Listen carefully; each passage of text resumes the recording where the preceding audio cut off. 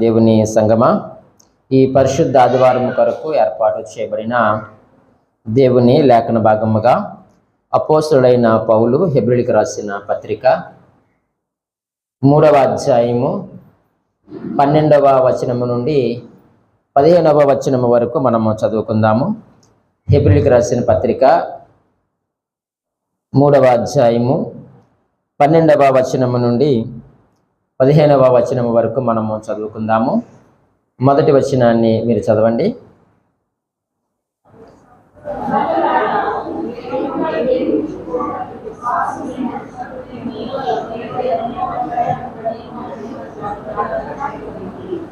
నేడు మీరు ఆయన శబ్దమును వినిన యెడల కోపము పుట్టించినప్పటి వలె మీ హృదయములను కఠినపరుచుకొనకుడని ఆయన చెప్పిన గనుక పాపము వలన కలుగు భ్రమచేత మీలో ఎవడను కఠినపరచబడకుండానట్లు నేడు అనబడు సమయం ఉండగానే ప్రతి దినమును ఒకరినొకడు బుద్ధి చెప్పుకొనిడి.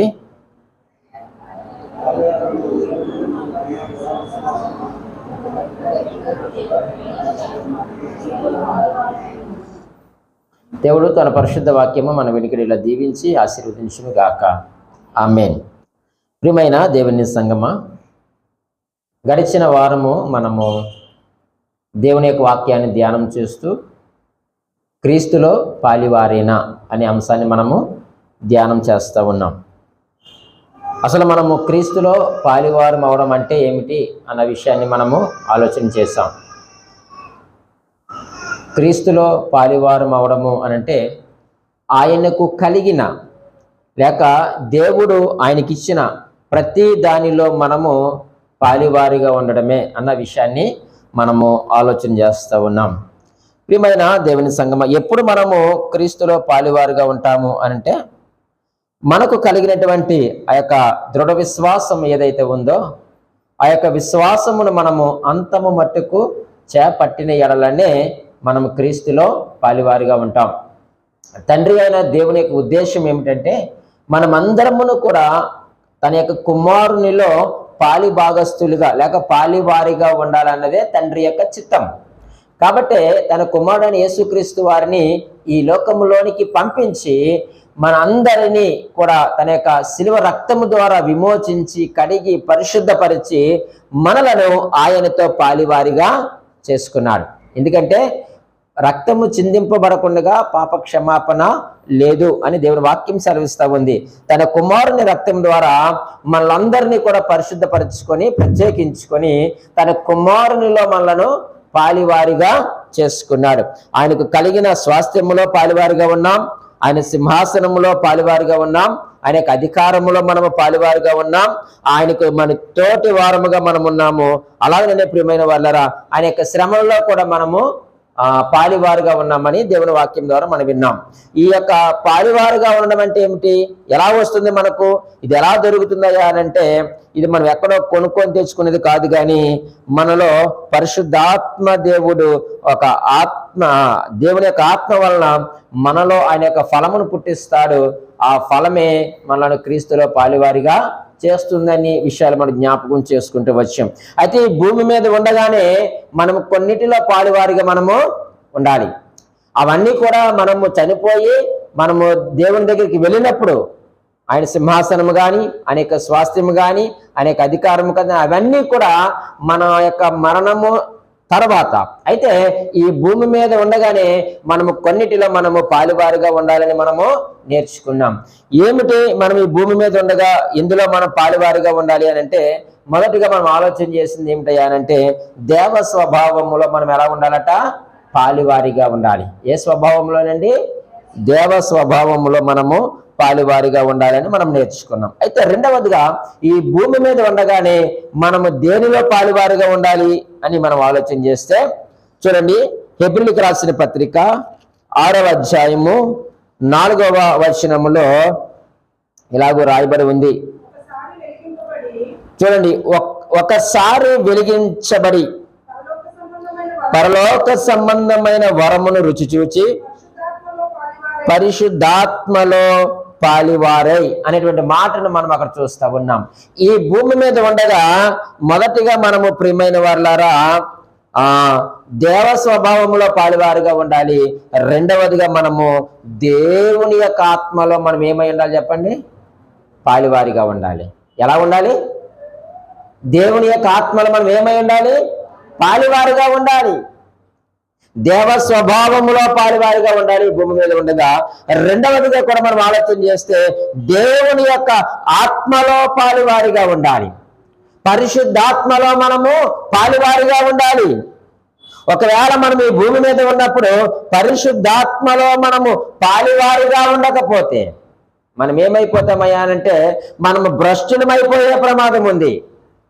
మీకు ఉదాహరణకు ఒక వ్యక్తిని జ్ఞాపకం చేస్తాం. మనందరికీ తెలుసు ప్రియమైన వాళ్ళారా, ఇస్కరియోతు యోధా.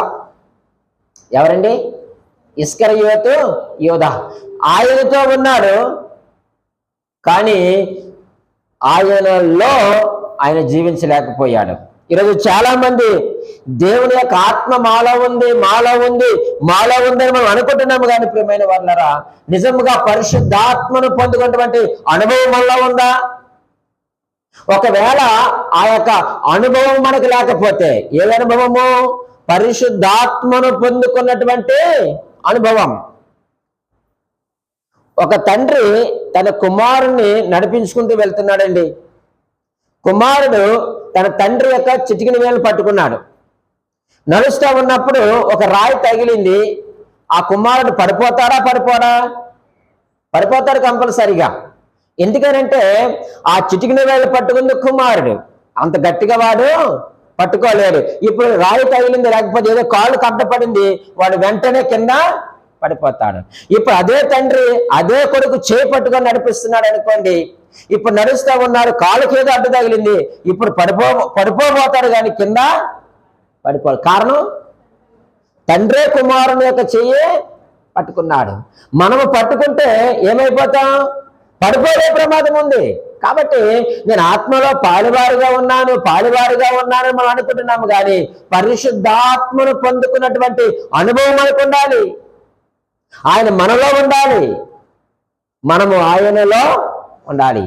ఆయనతో కాదు, ఆయనలో మనము ఉండాలి. కాబట్టి ప్రియమైన దేవుని సంగమా, ఇస్కరియోతు యోధా కూడా నేను దేవునితో ఉన్నాను, యేసుక్రీస్తు వారితో ఉన్నాను అనుకున్నాడు, కానీ ఆయనను మాత్రం తన యొక్క హృదయంలోనికి ఆహ్వానించాడండి. ఒకవేళ యేసుక్రీస్తుని గనుక యోధా తన యొక్క హృదయంలోనికి ఆహ్వానించుంటే ప్రియమైన దేవుని సంగమా, ఈరోజు యోధా కొరకు మనం ఇలా మాట్లాడుకునే వారము కాదు.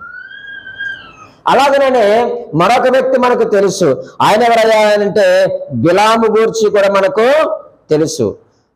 బిలాము దేవుని ప్రవక్తగా ఉండి కూడా దేవుని ప్రజలను ఏం చేయడానికి సిద్ధపడ్డాడు? శపించడానికి సిద్ధపడ్డాడు. బిలాము భ్రష్టుడైపోయాడు ప్రియమైన వాళ్ళారా. దేవుని ప్రవక్త అయ్యింది, దేవుని సేవకుడయ్యింది, దేవుని యొక్క ప్రజలను ఆశీర్వదించవలసింది పోయి దేవుని యొక్క ప్రజలను ఏం చేయడానికి సిద్ధపడ్డాడండి? శపించడానికి సిద్ధపడ్డాడు. మరి ఇప్పుడు దేవుని ఆత్మలో పాలువారుగానే ఉన్నాడు ఆయన? దేవుని యొక్క ఆత్మను పొందుకున్నవాడుగానే ఉన్నాడా? యోధా యేసుక్రీస్తు వారితోనే ఉన్నాడు, కానీ దేవుని యొక్క ఆత్మను ఆయన పొందుకోలేదు. ఆయన యొక్క ఆత్మలో పాలువాడుగా లేకపోయాడు. కాబట్టి ప్రియమైన వాళ్ళారా, ఇస్కరియోతు యోధా కూడా ఏమైపోయాడు చెప్పండి? భ్రష్టుడైపోయాడు. దేవుని యొక్క ఆత్మను మనము పొందుకున్నప్పుడు, దేవుని యొక్క ఆత్మలో మనము పాలువారుగా ఉన్నప్పుడు కొన్ని క్రియలు జరగాలి, ఒక ప్రక్రియ జరుగుతుంది. అలా జరగకపోతే మనము దేవుని యొక్క ఆత్మలో పాలువారము కాలేదని అర్థం. మరి దేవుని యొక్క ఆత్మలో పాలువారుగా ఉంటే ఏమి జరుగుతుందయ్యా అని మనం ఆలోచన చేస్తే ప్రియమైన వాళ్ళరా, మనము పరిశుద్ధాత్మ ద్వారా మనం ఒప్పించబడతాం. దేవుని యొక్క ఆత్మ మనలో ఉంటే మనం ఏం చేయబడతాం? మనము ఒప్పించబడతాం. దేవుని యొక్క ఆత్మలో పాలువారుగా మనం లేక పరిశుద్ధాత్మను మనం పొందుకోలేకపోతే మనం ఒప్పించబడము. దేవుని యొక్క ఆత్మలో మనము పాలువారుగా ఉంటే ప్రియమైన దేవుని సంగమా, మనం పశ్చాత్తాపడతాం దేవుని దగ్గర. దేవుని ఆత్మే మనల్ని ఒప్పిస్తాడు. ఒప్పించినప్పుడు మనలోంచి ఏమొస్తుంది చెప్పండి? ఏమొస్తుంది? పశ్చాత్తాపమే కదండి. దేవుని ఆత్మ మనలో ఒప్పించినప్పుడు మనలో కలిగేదేంటి? పశ్చాత్తాపం. నిన్నటి దినాన్ని మనము దేవుని యొక్క వాక్యాన్ని ధ్యానం చేస్తూ తప్పిపోయిన కుమారుని మనం జ్ఞాపకం చేసుకున్నాం. వారికి ఎప్పుడు బుద్ధి వచ్చింది? మనస్సాక్షి గద్దించినప్పుడు కదండి. తన యొక్క మనస్సాక్షి గద్దించినప్పుడు వారికి ఏమొచ్చిందట? బుద్ధి వచ్చి అనేటువంటి అంటే పశ్చాత్తాపం వచ్చింది అతనిలో. వచ్చి అంటున్నాడు, అయ్యో నా తండ్రి దగ్గర అందరికీ కూడా ఆహారం దొరుకుతుంది అని ఎప్పుడైనా అనుకున్నాడయ్యా అంటే పశ్చాత్తాపడినప్పుడు, బుద్ధి వచ్చినప్పుడు. అంటే పరిశుద్ధాత్మ దేవుడు ఎవరిలో అయితే ఉంటారో, ఎవరైతే పరిశుద్ధాత్మ దేవుల్లో పాలువారిగా ఉంటారో వారిలో మొదటి ప్రియమైన వారులారా వారు ఒప్పించబడతారు. రెండవదిగా వారు పశ్చాత్తాపాన్ని వారు పొందుకుంటారు. ఇవన్నీ ఎందుకు రావాలి మనకి? ఒప్పింపు ఎందుకు? పశ్చాత్తాపం ఎందుకు అయ్యానంటే మనము దేవుని యొక్క రాజ్యంలోనికి ప్రవేశించడానికి, లేక దేవునిలో మనం పాలువారిగా ఉండడానికి, ఆయన సింహాసనంలో పాలువారిగా ఉండడానికి, ఆయన యొక్క అధికారంలో మనం పాలువారిగా ఉండాలి అని అంటే ఈ భూమి మీద బ్రతికి ఉన్నప్పుడే మనము పరిశుద్ధాత్మలో మనం ఏమైనా చెప్పండి పాలువారిగా ఉండాలి, లేక పరిశుద్ధాత్మను పొందుకున్నటువంటి అనుభవంలో మనం ఉండాలని దేవుని వాక్యం ద్వారా హెచ్చరిస్తూ ఉన్నాడు. అపోస్తలుల కార్యములు 10వ అధ్యాయము 38వ వచనాన్ని చదవండి.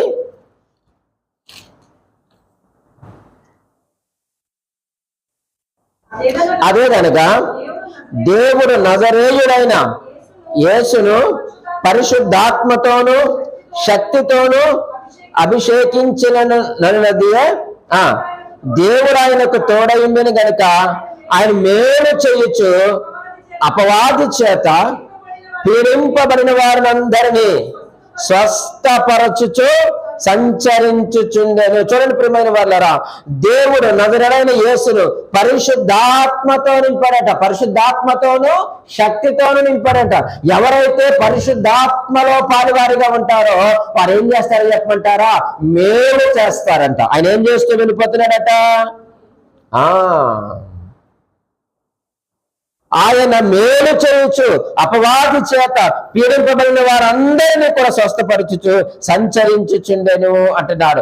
దేవుని ఆత్మలో ఎవరైతే పాలువారిగా ఉంటారో, ఎవరైతే దేవుని యొక్క ఆత్మను పొందుకుంటారో వారు డూయింగ్ గుడ్, మేలు చేస్తారు.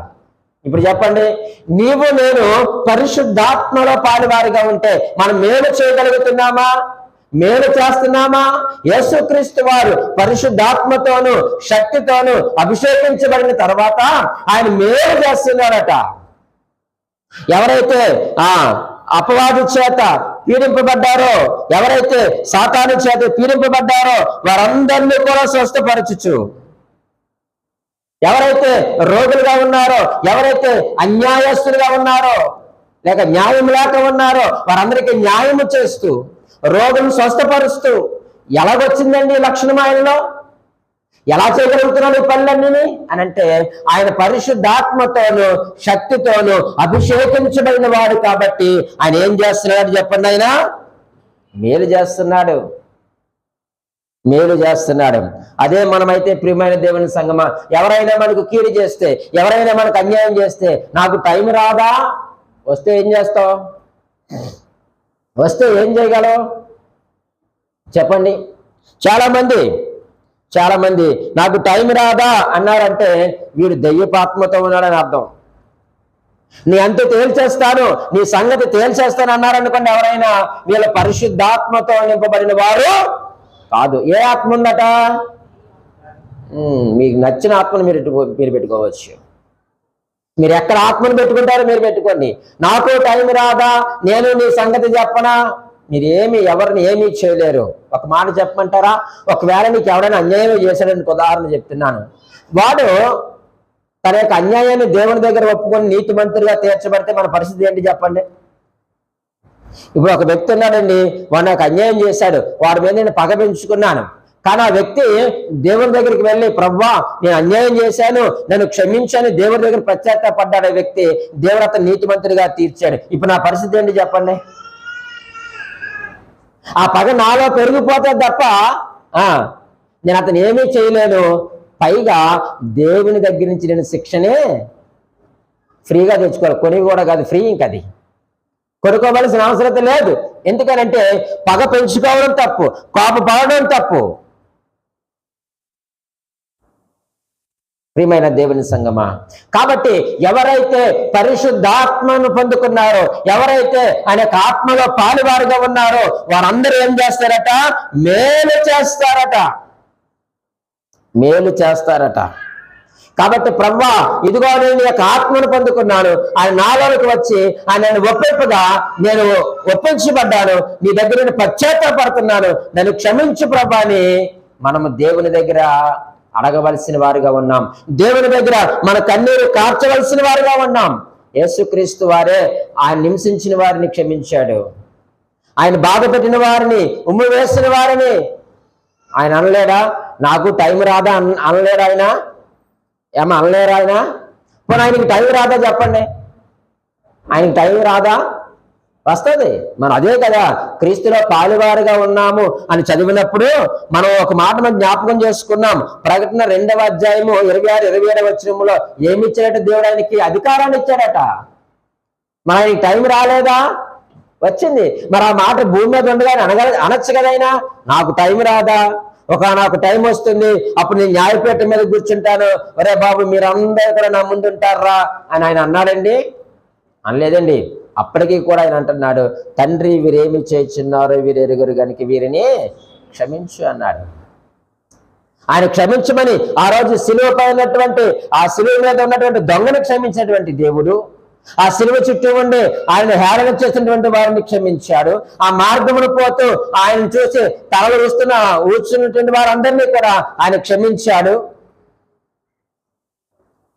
మరి ఈరోజు ఆ క్రీస్తుని అనుసరిస్తున్నటువంటి మనము, లేక పరిశుద్ధాత్మ దేవుణ్ణి పొందినటువంటి మనము, మరి ఆ యొక్క స్వభావం మనలో ఎందుకు ఉంటలేదు?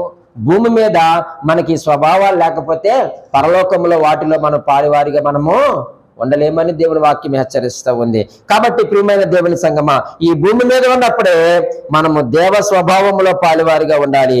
ఈ భూమి మీద ఉన్నప్పుడే దేవుని యొక్క ఆత్మలో మనం ఏమవ్వాలి చెప్పండి? పాలువారిగా ఉండాలి. మూడవదిగా, ఈ భూమి మీద ఉండగా దేవునిలో మనం పాలువారిగా ఉండాలి అని అంటే మరల హెబ్రీయులకు రాసిన పత్రిక 12వ అధ్యాయము 10వ వచనాన్ని మనం చదువుకుందాం.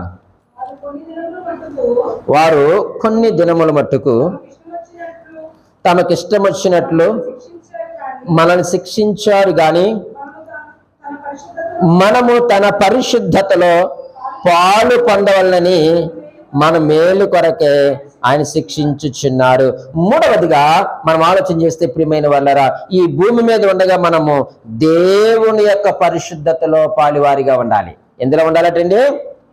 దేవుని యొక్క పరిశుద్ధతలో పాలువారిగా ఉండాలి. ఈ యొక్క పరిశుద్ధత అనేటువంటిది దేవునిలో ఉన్నటువంటి ప్రాథమికమైనటువంటి అది స్వభావము.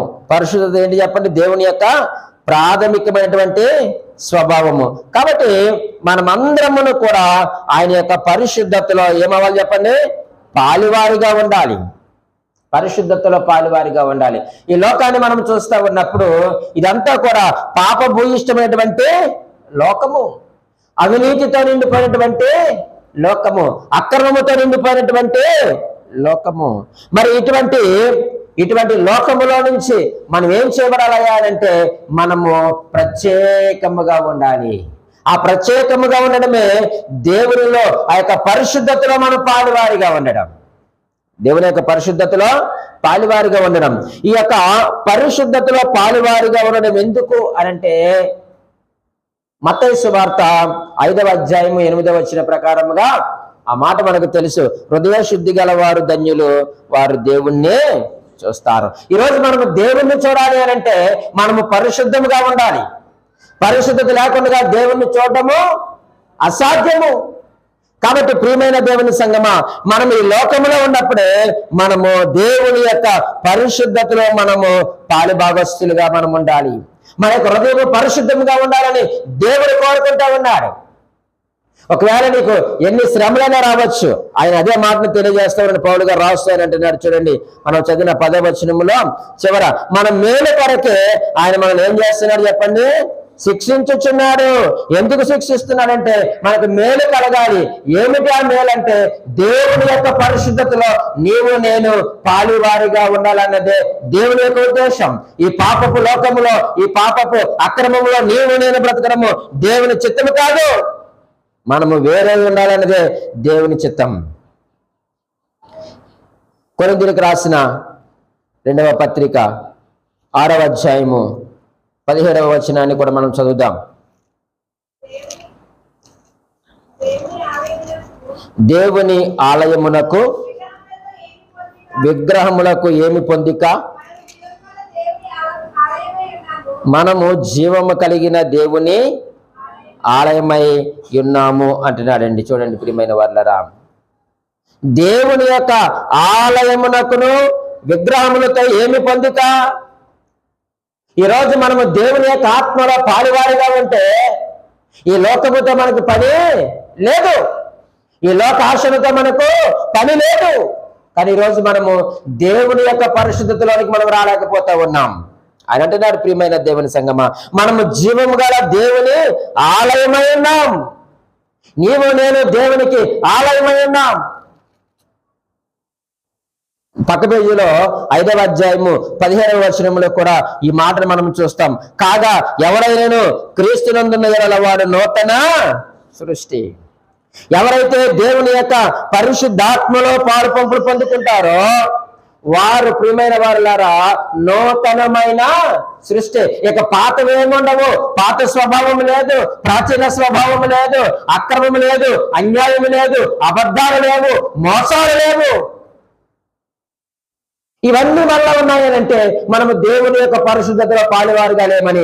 దేవుని యొక్క పరిశుద్ధతలో పాలువారుగా ఉండకపోతే ఆ యొక్క పరిశుద్ధులైన దేవుని మనము చూడలేము. హెబ్రీయులకు రాసిన పత్రిక 12వ అధ్యాయము 24వ వచనములు ఇలా రాస్తున్నాడు. 12వ అధ్యాయం 14వ వచనం. అందరితోనూ సమాధానమును పరిశుద్ధతయు కలిగిండుటకు ప్రయత్నించండి. పరిశుద్ధత లేకుండా ఎవరన్నా ప్రభువుని చూడలేడు. ఒక మాట మీకు జ్ఞాపకం చేస్తాను, నువ్వు ప్రభువుని చూడడానికి ప్రయత్నం చేయి, మనుషులు కాదు. నన్ను చూసే ప్రయత్నం ఎవరు చేయొద్దు, మిమ్మల్ని చూసే ప్రయత్నం నేను చేయను. ఎందుకు చెప్పమంటారా, నేను మిమ్మల్ని చూస్తే ప్రభువుని చూడలేను, మీరు నన్ను చూస్తే అంతే. కాబట్టి నీవైనా నేనైనా ఎవరిని చూడాలి, ప్రభువుని చూడాలి. అందరితో మీరు ఎలా ఉండాలట, సమాధానమును పరిశుద్ధతయు కలిగి ఉండడానికి మీరు, ఇది సాధ్యం కాదని దేవుడు కూడా తెలుసు. అందుకని ఏమన్నాడు చెప్పండి, ప్రయత్నము చెయ్యండి. ప్రతిరోజు ఒక సంఘర్షణ జరుగుతుంది, ప్రతిరోజు మీరు నెలకు కట్టుబడాలి, ప్రతిరోజు మీరు సంపూర్ణులు కావడానికి మీరు ప్రయత్నం చేయండి. అంటే ఒక మాటలో చెప్పాలంటే ఇప్పుడు మనకు పెనుగులాటే జరుగుతుంది కదండి. లోకంతో మనకు పెనుగులాట, పాపంతో పెనుగులాట, అన్యాయంతో పెనుగులాట, అక్రమంతో పెనుగులాట, అబద్ధంతో మనకు పెనుగులాట. ఈ పెనుగులాట జరగాలి, జరగకపోతే మనం దానికి లొంగిపోతాం. లోకానికి మనము లొంగిపోతాం. లోకానికి నీవు నేను లొంగిపోతే దేవుని యొక్క పరిశుద్ధతని మనము కోల్పోతాం. ఈ పెనుగులాటలో ప్రియమైన వాళ్ళరా మన విజయమే పొందాలి. పెనుగులాటలో మనం ఏం చేయాలంటే మంట కలిగి ఉండాలి, ఆ పరిశుద్ధత కలిగి ఉండాలని మనలో ఒక మంట ఉండాలి. ప్రభువును చూడాలన్నటువంటి మంట మనలో ఉన్నప్పుడు ఖచ్చితంగా మనం ఈ లోకాన్ని ఏం చేస్తాం చెప్పండి, జయిస్తాం. కాబట్టి పరిశుద్ధత లేకుండా ఎవడో దేవుణ్ణి చూడలేడు. ఈరోజు ప్రభువుని చూడాలనుకున్నప్పుడు మనము ఈ భూమి మీద ఉన్నప్పుడే పరిశుద్ధతలో పాలువారిగా ఉండాలి. ప్రియమైన దేవుని సంగమా, మన యొక్క మాటలో పరిశుద్ధత ఉండాలి. ఎందులో పరిశుద్ధత ఉండాలి, మాటలో పరిశుద్ధత ఉండాలి. నిజంగా మనము దేవ స్వభావములో పాలువారిగా ఉన్నవారమైతే, నిజంగా దేవుని యొక్క ఆత్మలో మనం పాలువారిగా ఉన్నట్లయితే, నిజంగా దేవుని యొక్క పరిశుద్ధాత్మలో పాలు పొందిన వారిగా మనం ఉన్నవారమైతే మన మాట బాగుండాలి. నేను ఒక సహోదరుని ఎరుగుదును మా ఊర్లో. ఎప్పుడూ కూడా ఎవరి కోసమో ఏదో చెప్తూ ఉంటారు. ఇప్పుడు ఎవరి కోసం ఏదో చెప్తే పర్వాలేదండి, అక్కడ లేని పాస్టర్ గారి కోసం మాట్లాడుతూ ఉంటాడు. ఏమని మాట్లాడతాడంటే పేరు పెట్టి ఆడు అని మాట్లాడుతూ ఉంటాడు. ఏమంటాడు చెప్పండి? పేరు పెట్టి ఏమని ఆడు. ఉదాహరణకి నేను ఉన్నాను అనుకోండి, నా పేరు ఏం పేరు ఆడా వరప్రసాద్ గాడా అంటాడు. ఏది నీ మాటలో పరిశుద్ధత? మరి నీ చేతిలో బైబిల్ ఉందిగా. అప్పుడు నాకు అనిపించింది, ఓరు బాబు నేనున్నప్పుడు అవతలని ఆడు ఈడు అన్నాడని నేను ఏదప్పుడు నేను తిడతాడు అనుకున్నాను మనసులో. నేను అంతే కదండి. ఒకవేళ కోపం ఉంటే ఉండొచ్చు కాక, నీకు మర్యాద తెలీదా? నాకు అప్పుడు అనిపించింది, నువ్వు ఎదుటి వాడికి మర్యాద ఇవ్వడం లేదంటే నీ ఇంట్లో నీకేమి లేదు చెప్పండి. అంతే. మర్యాద లేనివాడే బయట ఇంకొకరి కోసం అమర్యాదగా మాట్లాడుతుంది. కాబట్టి దేవుని వాక్యం సెలవిస్తూ ఉంది మాటలోను. ఈ మాట మీరు తిమోతి గురించి మీరు చదివితే అర్థమవుతుంది కదా ప్రియమైన వాళ్ళారా. మాటలో ఏముండాలట? పరిశుద్ధత ఉండాలట. నీ మాటలో పరిశుద్ధత ఉండాలి, నీ ఆలోచనలో పరిశుద్ధత ఉండాలి, నీ చూపులో పరిశుద్ధత ఉండాలి, నీ పాటలలో పరిశుద్ధత ఉండాలి, నీ నడతలో పరిశుద్ధత ఉండాలి, నీ బ్రతుకుల్లో ఏముండాలి చెప్పండి? పరిశుద్ధత ఉండాలి. నీలో దేవ స్వభావం లేకపోతే ఎదుటోడితో ఎలాగా మాట్లాడతావు? నీ అంతు తేల్చేస్తాను, నాకు టైం రాదా, ఆడు ఏడు.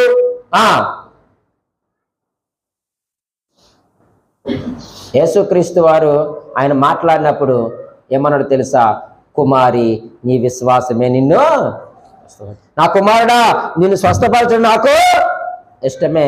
ఎవరిని ఆడలేదు ఈడలేదు, పోరా గీరా అని కూడా ఎవరిని కూడా అనలేదు.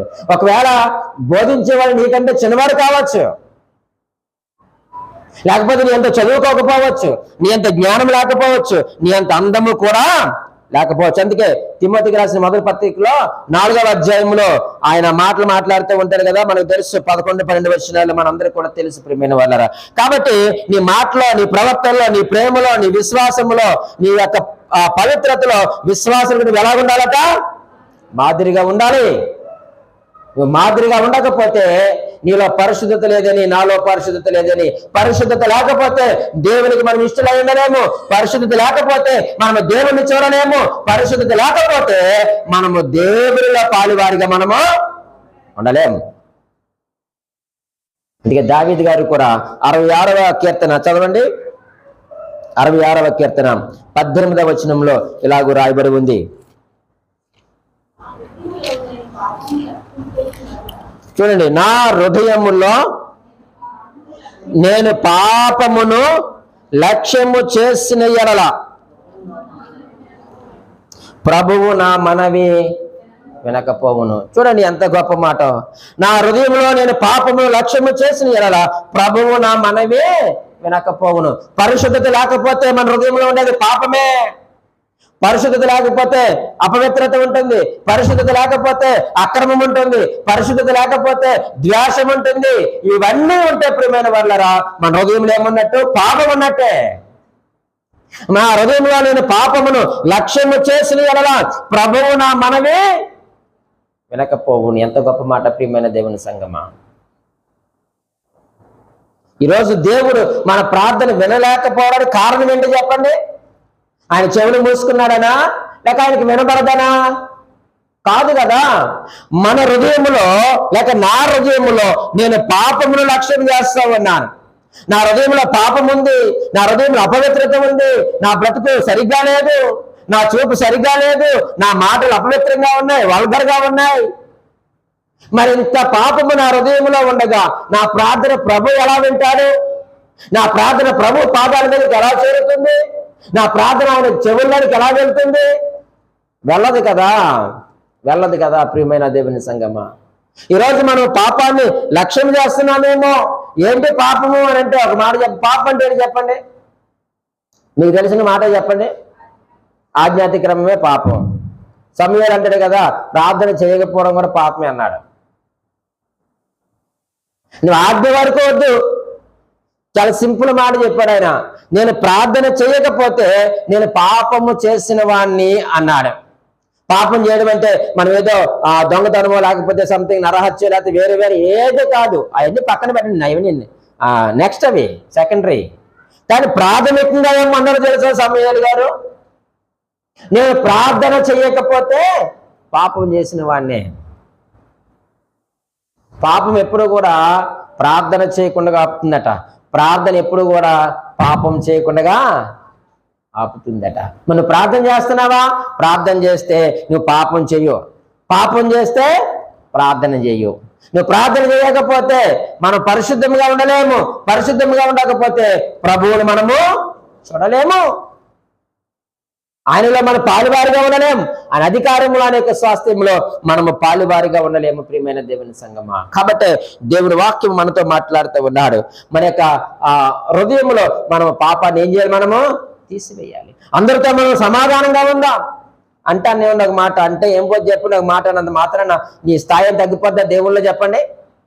కానీ మిమ్మల్ని ఎవరైనా ఏదన్నా అనుకో మన ఇంటి పక్క వాళ్ళు ఏం పోతే చెప్పండి ఒక మాట, అవి విన్నట్టు వదిలే ఉండు.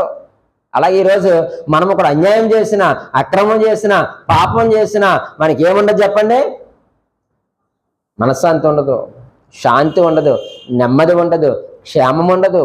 ఇవన్నీ మనకు కావాలి అని అంటే మనం ప్రభు దగ్గరికి రావాలి. వచ్చి మనం ప్రార్థన చేసినప్పుడు ఆయన మనల్ని పరిశుద్ధపరుస్తాడు. మన హృదయంలో పరిశుద్ధత ఉంటే ప్రభువుని మనం తేటతెల్లగా చూస్తాం. మన ప్రభువుని చూడటమే కాదు, అనేకులకు మన ప్రభువుని ఏం చేస్తాం? చూపించేవారిగా మనం ఉంటాం. కలుగును గాక.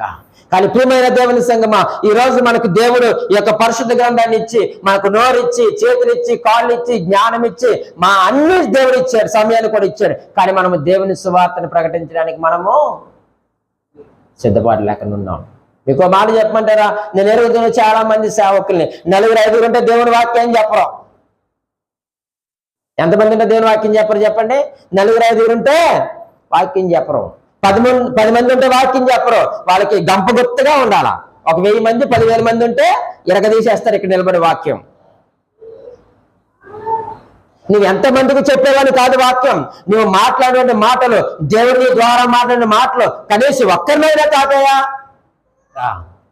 ఈరోజు నిన్ను నన్ను బట్టి ఎవరు సేవకులుగా మారారు చెప్పండి? ఈయన ఒక సువార్తకుడండి, ఈయన ఎంత నరికేసినా సరే కానీ ఇతనికి బుద్ధి లేదు, ఇంకా అరిసి దేవుని సువార్త ప్రకటిస్తున్నాడు అన్నప్పుడు అనేక హృదయాలు తెరవబడ్డాయి అంటే చెరసాల్లో. అనేకులు దేవుని యేసుక్రీస్తుని సొంత రక్షకునిగా అంగీకరించి దేవుని సువార్తను ప్రకటించడం ప్రారంభించారు. ఈరోజు నీ ద్వారా నీ ఇంట్లో, నీ బంధువుల్లో, లేకపోతే నీ పుట్టిన గ్రామంలో నీ ద్వారా సువార్త ప్రకటించబడుతుందా? నువ్వు ఒక సాక్షిగా ఉన్నావా? నేను ఇన్స్పిరేషన్ గా తీసుకొని ఎవరైనా ఒక సేవకుడు బయలుదేరాడా? నోరు లేదండి, అయినా సరే దేవుని సువార్తను చెప్తా ఉన్నాడు. ఎంతమంది ఉండాలి వాక్యం చెప్పడానికి? ఎంతమంది ఉండాలి సువార్త చెప్పడానికి? నీకు ఈరోజు ఒక్కరు సరిపోరా? నువ్వు మాట్లాడడానికి 2 సరిపోరా? యేసుక్రీస్తు వారు 5,000 మంది ఉన్నప్పుడు సువార్త చేశాడు. 12 మంది శిష్యులు ఉన్నప్పుడు కూడా సువార్తను చెప్పాడు వాళ్ళకి కదండి. ఆ శిష్యులకు చక్కని ఉపమానాలు చెప్పారు, కూర్చోబెట్టి చక్కగా వారికి బోధించాడు. 5,000 మందికి ఆహారం పెట్టినటువంటి వాడు. 5,000 పురుషులు మాత్రమే 5,000 వచ్చారండి అక్కడ. ఆయనకి సమూహంతో సంబంధం లేదు దేవుని సువార్తను ప్రకటించడానికి. ఒక్కరున్నా చెప్పాడు. ఎక్కడ? యోహాను సువార్త 4వ అధ్యాయంలో. ఎవరామె? చెప్పలేదండి. నికోదేముకి సువార్త చెప్పలేదా? సమరయ స్త్రీకి చెప్పలేదా? జక్కయ్య ఒక్కరికే చెప్పలేదా? సమూహం అంతా ఉన్నా కూర్చోబెట్టి చెప్పలేదు. జక్కయ్య త్వరగా రా, నేను ఇంటికి వస్తున్నాను, రక్షణ రా, నీ ఇంటికి రాబోతా ఉందని చెప్పాడు. ఒక్కరికే చెప్పాడు అక్కడ. సమరయ స్త్రీకి ఒక్కదానికే చెప్పాడు. కానీ ఆమె వెళ్ళి తన గ్రామాన్ని మార్చుకుంది. నికోదేముడికి చెప్పాడు. కానీ ఈరోజు మనము దేవుని మాటలు చెప్పడానికి ఏదేదో మనం చూస్తాం. ఏదేదో పెద్ద చర్చ్ ఉండాలి, ఎక్కువ మంది రావాలి, మంచి లైటింగ్ ఉండాలి, JBL బాక్సులు ఉండాలి ఏంటి తెలుస్తుంది ఆయనకి. ఎందుకంటే తిరుగుతా ఉన్నాడు కాబట్టి 4 చోట్ల. నాకు తెలుసు ఆ విషయం. కానీ ప్రియమైన దేవుని సంగమా, మంద ఎక్కువైతే మజ్జిగ ఏమవుద్దట? పలసన అవుతుంది. నువ్వు ఒక్కరికే చెప్పు, ఆత్మీయంగా బలపరచు చాలు. ఆ ఒక్కడే ఇంకో 10 మందిని మారుస్తాడు. నువ్వు 10 మందిలోకి వెళ్ళి చెప్తావు, ఎవడు వింటాడు చెప్పండి? ఇంతమందిలో ఎవడ పనిలో వాడు ఉంటాడు. ఎవడైనా రిసీవ్ చేసుకుంటాడా? 1000 మందిలో వాక్యం. నువ్వు ఒక్కరికైనా 2కైనా నువ్వు కూర్చో, దేవుడు నీ ద్వారా వారితో మాట్లాడినప్పుడు ఖచ్చితంగా వారు దేవుని తట్టు తిరుగుతారు. ఆ రోజు అతను అన్ని కోల్పోయాడు కానీ దేవుని మాత్రమైనా విడిచిపెట్టలేదు. దేవుని కొరకు ప్రయాసపడ్డాడు. దొరిలాడు ఆ మట్టిలో, ఆ చెరసాలలో దొరికినప్పుడు ఎంతో మంది విని మారారు. ఈరోజు చక్కగా చైనాలో దేవుని యొక్క సువార్త ప్రకటించబడుతుంది. సాటునో మాటునో దానికి కారణం అతనే కదండి. ఈరోజు 10 మంది సేవకులు లేవడానికి అతను ఉన్న అవయవాలన్నీ పోగొట్టుకోలేదండి. కానీ ఈరోజు మనం దేవుని కొరకు ఏం వదులుకుంటున్నాం చెప్పండి? నీ సమయాన్ని, నీ బలాన్ని, నీ జ్ఞానాన్ని, నీ డబ్బుని ఏం వదులుకుంటున్నాం ప్రభు కొరకు మనం? కాబట్టి మనం క్రీస్తులో పాలువారిగా ఉండాలి అని అంటే ఈ భూమి మీద మనము ఎందులో పాలువారిగా ఉండాలి చెప్పండి? మొదటిగా దేవ స్వభావంలో పాలువారిగా ఉండాలి. రెండవదిగా దేవుని ఆత్మలో పాలువారిగా ఉండాలి. మూడవదిగా దేవుని పరిశుద్ధతలో పాలువారిగా మనం ఉండాలి. ఇంకా 3 ఉన్నాయి. ప్రభు చిత్తమైతే వచ్చే వారం వాటిని కూడా మనము ఆలోచన చేద్దాం. ఈ భూమి మీద ఉండగానే వీటన్నిటిలో మనం పాలువారిగా ఉన్నప్పుడు, మనము చనిపోయి అక్కడికి వెళ్ళినప్పుడు క్రీస్తుతో మనము పాలువారిగా ఉంటాం. దేవుడు అట్టి కృప మనకు అనుగ్రహించును గాక.